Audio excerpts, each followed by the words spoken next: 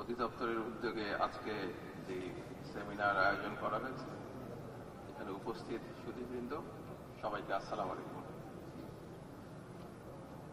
আজকের এই সেমিনারে আমরা বিশ্ব বসতি দিবস 2025, যার প্রতিপাদ্য বিষয় হচ্ছে পরিকল্পিত উন্নয়নের ধারা, নগর সমস্যার সারা, এবং যেটা সারা বিশ্বব্যাপী আরবান ক্রাইসিস রেসপন্স। আমরা জানি রাজধানী ঢাকায় প্রতিদিনের যানজট কেবল নাগরিক ভোগান্তি বাড়াচ্ছে না, বরং লক্ষ লক্ষ কর্মঘণ্টা নষ্ট করে জাতীয় উৎপাদনশীলতা ও অর্থনীতিতে এক বিরাট ক্ষতির কারণ হয়ে দাঁড়িয়েছে। সেটা ঢাকার এই নেতিবাচক প্রভাব শুধু শহরের ভিতরেই সীমাবদ্ধ নয়, এর পার্শ্ববর্তী সাভার, নারায়ণগঞ্জ ও গাজীপুর অঞ্চলেও তা স্পষ্টভাবে পরিলক্ষিত হচ্ছে। এইসব অঞ্চল দ্রুত ও অপরিকল্পিত শিল্পায়ন পরিবেশ ও জনস্বাস্থ্যের জন্য এক গুরুতর পরিস্থিতি সৃষ্টি করেছে। শিল্প কারখানার বর্জ্য, দূষণ এবং অপর্যাপ্ত বর্জ্য ব্যবস্থাপনা যেমন প্রাকৃতিক সম্পদকে ধ্বংস করছে, একই সঙ্গে ধারাবাহিকভাবে স্থানীয় মানুষের স্বাস্থ্য, নিরাপত্তা ও জীবন মানের অবনতি ঘটাচ্ছে। বাংলাদেশের আরেকটি গুরুত্বপূর্ণ শহর হচ্ছে চট্টগ্রাম। একসময় পাহাড় ও সবুজে ঘেরা এই শহর তার প্রাকৃতিক সৌন্দর্যের জন্য পরিচিত ছিল, কিন্তু বর্তমানে পাহাড় কেটে অপরিকল্পিতভাবে ইনফ্রাস্ট্রাকচার ডেভেলপমেন্ট ও বসতি নির্মাণের ফলে শহরের প্রাকৃতিক ভারসাম্য মারাত্মকভাবে ক্ষতিগ্রস্ত হচ্ছে। এর ফলে প্রতি বর্ষায় পাহাড় ধসের ঝুঁকি ক্রমাগত বৃদ্ধি পাচ্ছে, যা স্থানীয় মানুষের জীবন ও সম্পদকে চরম ঝুঁকির মুখে ফেলছে। শুধু ঢাকা বা চট্টগ্রাম নয়, অপরিকল্পিত নগরায়নের এ ধরনের নেতিবাচক চিত্র বাংলাদেশের অন্যান্য শহরগুলোতেও স্পষ্ট। বিশেষ করে খুলনা, বরিশালের মতো উপকূলীয় শহরগুলিতে জলবায়ু পরিবর্তনের অভিঘাত তীব্র আকার ধারণ করছে।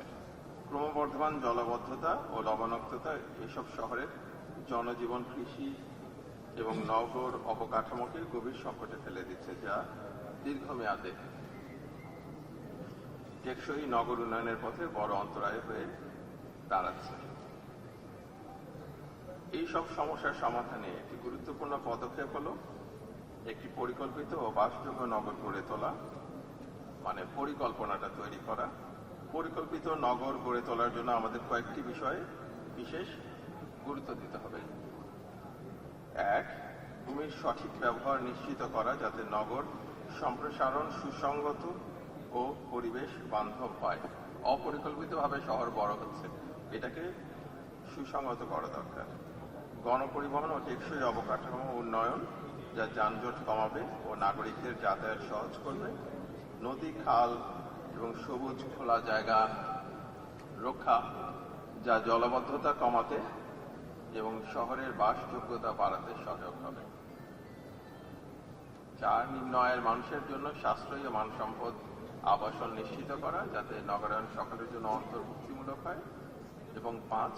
নগরের সেবায় আধুনিক প্রযুক্তি ও ডিজিটাল সলিউশন ব্যবহার বাড়ানো, যা প্রশাসনকে আরো কার্যকর ও স্বচ্ছ ও নাগরিক বান্ধব করবে।